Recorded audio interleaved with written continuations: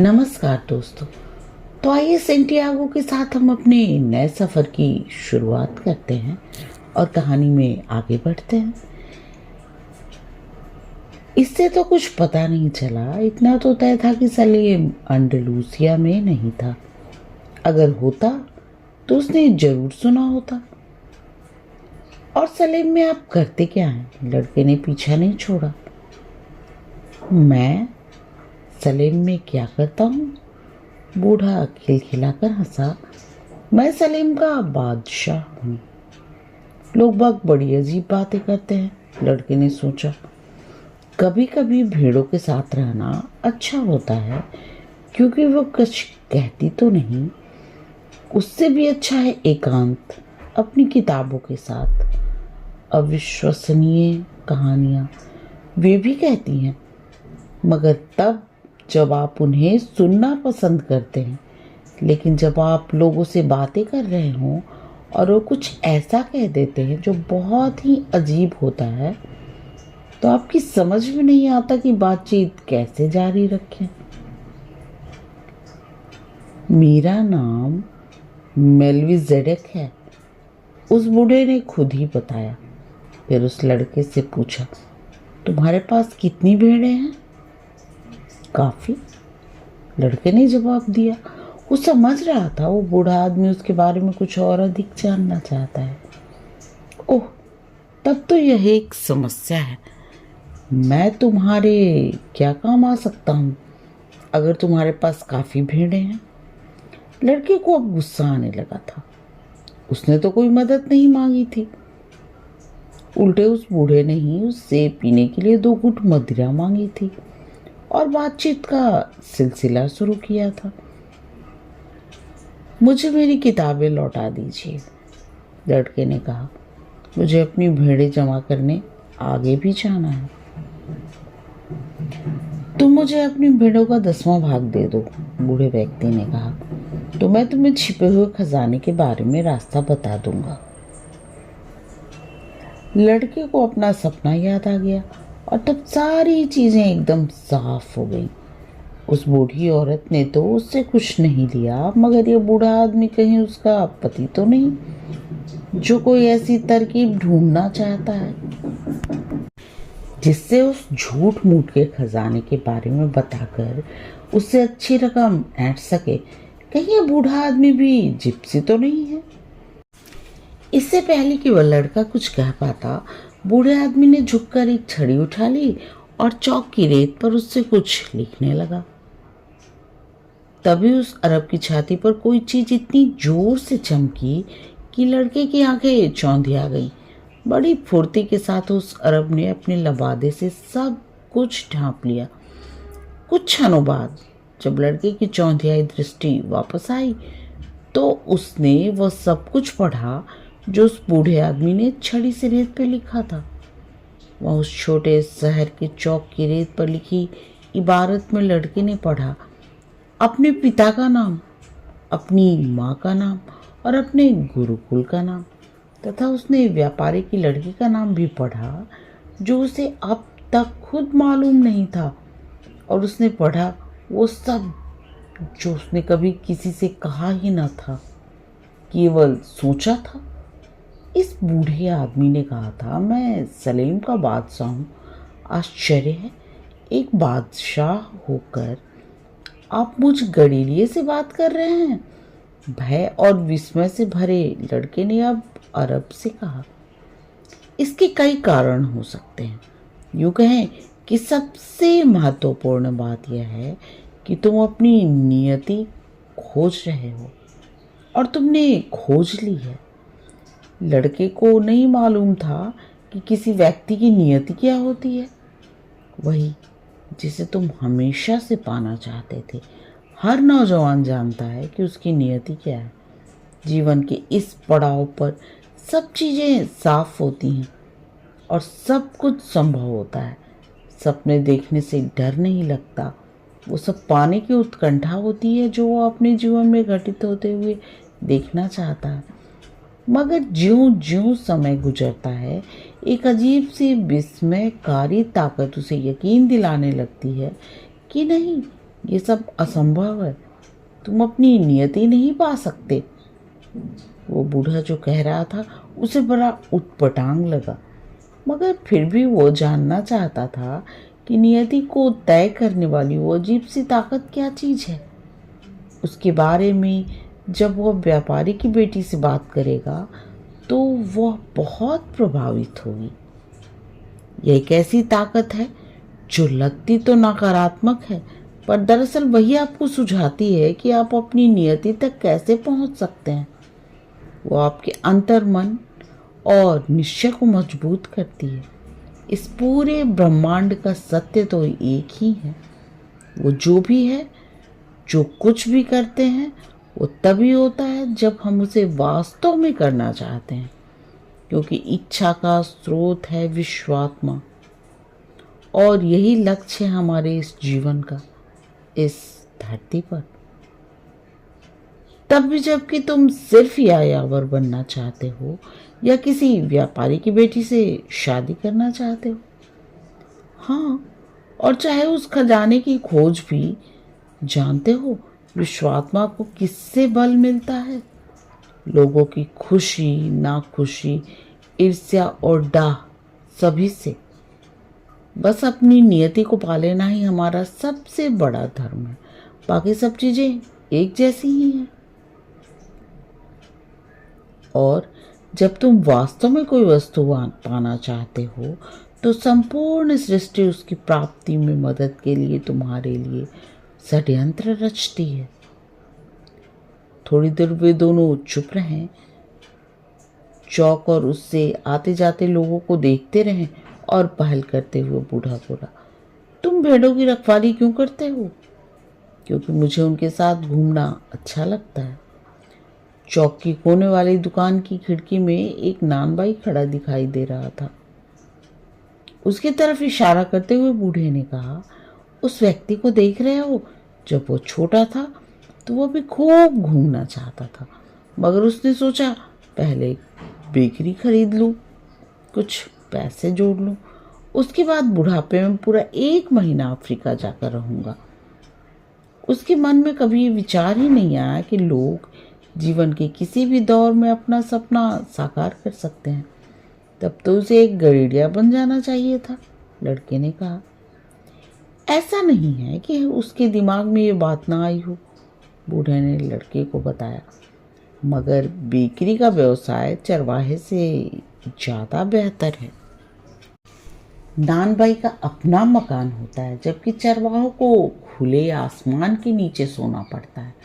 माँ बाप भी अपनी बेटी की शादी किसी गड़ेड़िए के बजाय किसी बेकरी वाले व्यवसायी से करना ज़्यादा पसंद करते हैं। लड़के का दिल कसक कर रह गया, खासकर व्यापारी की बेटी के बारे में सोचकर। उस लड़की के शहर में भी तो कोई ऐसा नानबाई व्यवसायी होगा। बूढ़े ने बात बढ़ाते हुए कहा, अंततः लोगों की जो राय व्यवसायी और गड़ेड़िए के लिए होती है वो ज़्यादा महत्वपूर्ण बन जाती है बनिस्बत उनकी अपनी नियति से।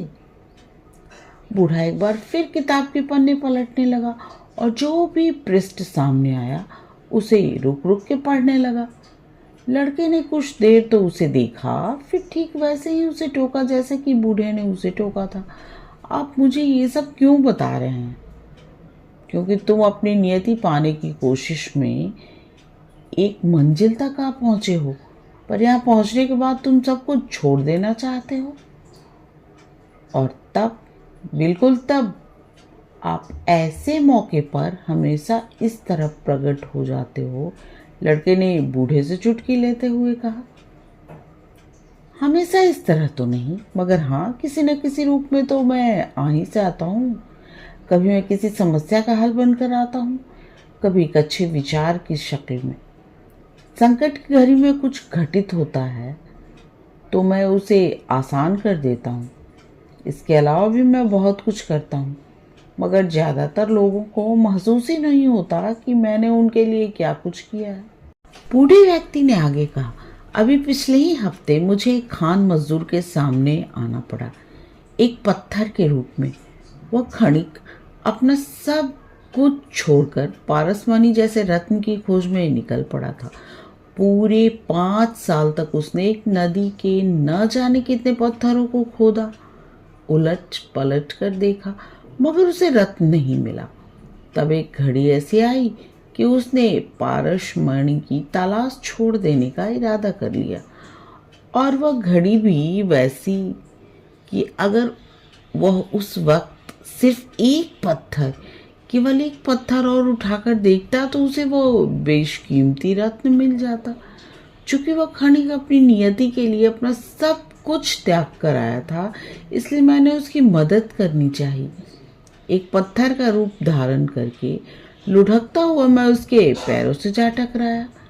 खनिक पिछले 5 साल की विफलता से क्षुब्ध था।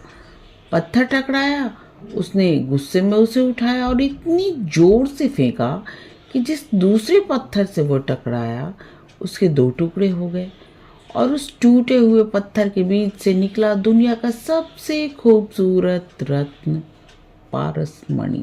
लोग बहुत जल्द ही अपने जीवन में ये समझ लेते हैं कि उनके होने की वजह क्या है। बूढ़े ने करवाहट भरे शब्दों में कहा, शायद इसलिए उतनी ही जल्दी वे अपने हाथ खड़े कर देते हैं। अक्सर ऐसा ही होता है। लड़के ने बूढ़े को याद दिलाया कि वो किसी खजाने की बात कर रहा था। तेज बहते पानी की धार खजाने को सामने ले आती है और वहीं उसे अपने आंचल में छुपाकर अदृश्य कर देती है। बूढ़े ने जवाब दिया, अगर तुम अपने खजाने के बारे में जानना चाहते हो तो शर्त के अनुसार तुम्हें अपनी भेड़ों का 10वां हिस्सा मुझे देना होगा। बजाय भेड़ों के क्या खजाने का 10वां भाग नहीं चलेगा? बूढ़ा निराश होते हुए बोला, अगर तुम उस वस्तु को देने का वादा करते जो तुम्हारे पास अभी है ही नहीं, तो तुम उसे पाने के लिए प्रयत्न करने की इच्छा भी छोड़ सकते हो। लड़के ने बताया कि खजाने का 10वां हिस्सा देने का वादा उसने जिप्सी महिला से कर डाला था। बूढ़े ने लंबी सांस लेते हुए कहा, जिप्सी लोग ऐसा वादा लेने में बड़े चतुर होते हैं। चलो, ये भी अच्छा ही हुआ। तुम्हें पता तो चल गया कि जीवन में कुछ भी पाने के लिए उसकी कीमत चुकानी पड़ती है। यही हम जैसे रोशनी के सिपाही सिखाने की कोशिश करते हैं। बूढ़े ने लड़के को उसकी किताब लौटा दी। कल इसी समय अपने रेवड़ में से 1/10 भेड़े मेरे पास ले आना, तब मैं तुम्हें छिपे हुए खजाने को ढूंढने का रास्ता बता दूंगा। अच्छा, नमस्कार। और वह बूढ़ा चौक के कोने में पहुंचकर गुम हो गया। लड़के ने एक बार फिर से किताबों को पढ़ना शुरू किया, मगर उसका ध्यान कहीं और था। उसका मन बेचैन और परेशान था, क्योंकि कहीं भीतर वो जानता था कि बूढ़ा सही था। वो उठा और चौक के कोने की दुकान से 1 पाव रोटी ले आया। उसके मन में आया कि बूढ़े ने जो उस बेकरी वाले के बारे में कहा था वो उसे बता दे, मगर फिर उसने सोचा, कभी कभी जो चीज़ें जैसी हैं उन्हें वैसा ही छोड़ देना चाहिए। उसने नानबाई को कुछ भी नहीं बताया। अगर बता देता तो डबल रोटी बनाने वाला नानबाई भी सब कुछ छोड़कर कम से कम अगले 3-4 दिनों तक तो परेशान रहता ही। इसलिए लड़के ने ऐसा करने से अपने आप को रोक लिया। हालांकि नानबाई अपनी रोज़मर्रा की जिंदगी का आदी हो चुका था, जैसे वो नानबाई को परेशानी में डालना भी नहीं चाहता था। फिर वो उठा और शहर में यूं ही घूमने लगा और उसने अपने आप को शहर के फाटक के पास खड़ा पाया। वहाँ एक छोटी सी इमारत थी जिसमें एक खिड़की थी, जहाँ से लोग अफ्रीका जाने के लिए टिकट खरीद रहे थे। उसे मालूम था मिस्र अफ्रीका में है। क्या मैं आपकी मदद कर सकता हूँ? जी बताइए, कहाँ का? खिड़की के पीछे टिकट वाले ने पूछा। शायद कल बताऊंगा, कहता हुआ वो खिड़की के पीछे हट गया। अगर वो अपनी एक ही भेड़ बेच दे तो खाड़ी के उस किनारे पहुंच जाएगा। वह सोचकर ही डर गया। एक और सनकी। टिकट वाले ने अपने साथी से कहा, किराए के लिए इसके पास पूरे पैसे भी नहीं हैं। टिकट खिड़की के पास खड़े खड़े उसे अपनी भेड़ें याद आई और उसने निश्चय कर लिया कि वो गड़ेड़ियाँ ही बना रहेगा। पिछले 2 सालों में इस क्षेत्र में उसने बहुत कुछ सीख लिया था। जैसे ही भेड़ों का ऊन कैसे उतारा जाता है, गर्भवती भेड़ की देखरेख कैसे की जाती है और भेड़ों को भेड़ियों से बचाकर कैसे रखा जाता है। अंडलूसिया प्रदेश की सारे चारगाहों के बारे में वो बहुत अच्छी तरह से जान गया था। उसे ये भी मालूम चल गया कि उसकी एक भेड़ की क्या उचित कीमत है। उसने तय किया कि वो अपने दोस्त के तबेले पर जाने के लिए सबसे लंबे रास्ते से जाएगा। जब वो शहर की 4 दीवारी के पास से गुजरा तो थोड़ा रुक गया। वो एक ऊंचे पत्थर पर चढ़ गया और दीवार की ऊंचाई के बराबर वहां से दूर बड़े अफ्रीका को अच्छी तरह देख सकता था। किसी ने उसे कभी बताया था कि मूर लोगों ने वहीं से अपने पूरे स्पेन पे कब्जा कर लिया था।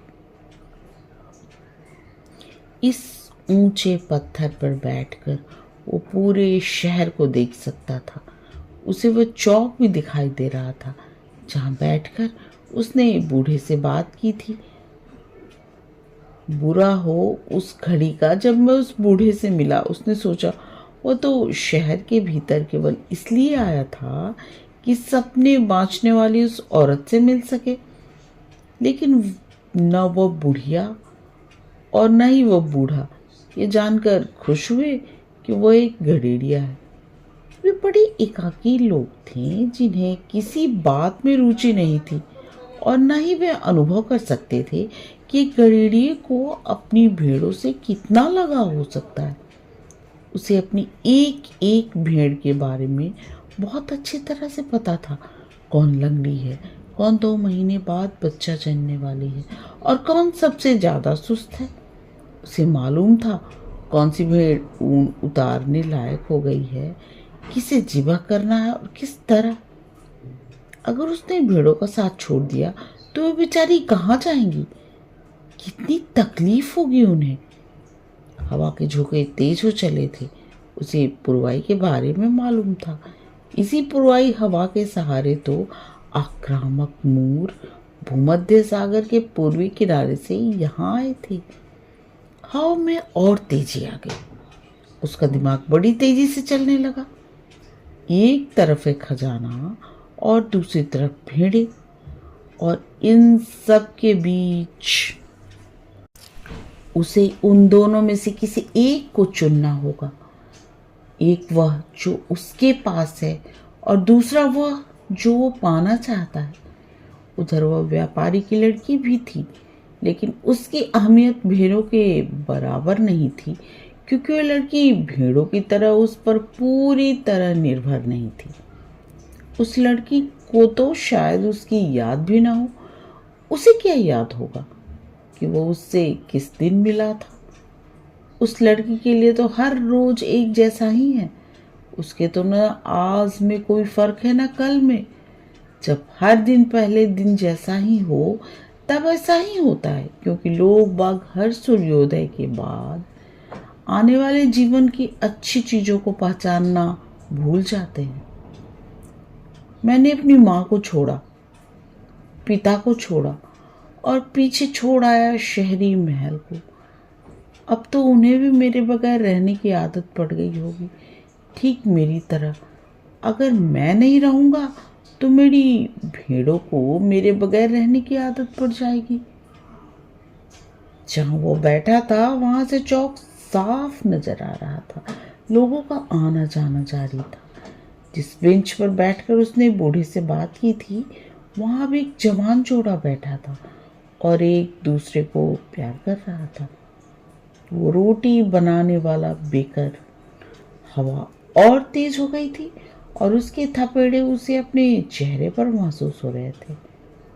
उसे लगा वह हवा भी वैसी ही है जो उसके साथ यहाँ लाई थी। मूरों को, पर साथ ही लाई थी रेगिस्तान की गंध भी, और पर्दानशीन औरतों को, और उन तमाम लोगों को जो सोने और पिरामिडों की तलाश में किसी अनजाने को खोजते हुए अपना पसीना बहाते बड़े साहस के साथ यहाँ आए थे। लड़के को उस हवा से ईर्ष्या होने लगी। कितनी आजाद थी ये हवा। काश वो भी उतना ही आजाद होता, मगर उसे अपने अलावा और कौन रोकने वाला था। भीड़ों, व्यापारी की लड़की, अंडलूसिया के हरे भरे मैदान, वे सब तो उसकी नियति तक पहुंचाने की सीढ़ी मात्र थे। अगले दिन दोपहर को वो लड़का फिर बूढ़े से मिला। वो अपने साथ 6 भेड़े भी लाया था। आश्चर्य है, लड़के ने कहा। मेरे मित्र ने फौरन ही मेरी बाकी भेड़ें खरीद ली और कहा कि वो हमेशा से गड़ेड़िया बनने का सपना देखा करता था, और ये भी कि एक अच्छा शकुन है। हमेशा से ऐसा ही होता है, बूढ़े आदमी ने कहा। इसे अनुकूलता का सिद्धांत कहते हैं। अगर तुम पहली बार ताश खेलते हो तो जरूर जीतते हो। ये शुरुआती भाग्य होता है। ऐसा क्यों होता है? चूंकि एक ऐसी ताकत है जो चाहती है तो अपनी नियति तक पहुंचो।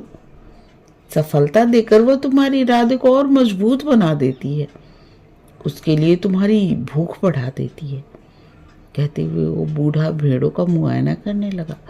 एक भेड़ लंगड़ी थी। लड़के ने उसे समझाते हुए कहा, इसके लंगड़े होने से कुछ फर्क नहीं पड़ता। दरअसल मेरे सारे रिवर में सबसे ज्यादा होशियार भेड़ यही है, और यही सबसे ज्यादा ऊन भी देती है। पर खजाना कहाँ है? अब ये तो बताओ। कहानी यहाँ तक सुनने के लिए आप सबका बहुत बहुत धन्यवाद। अगले दिन सेंटियागो के साथ फिर हम अपनी कहानी का सफर शुरू करेंगे। तब तक के लिए आज्ञा दीजिए। नमस्कार।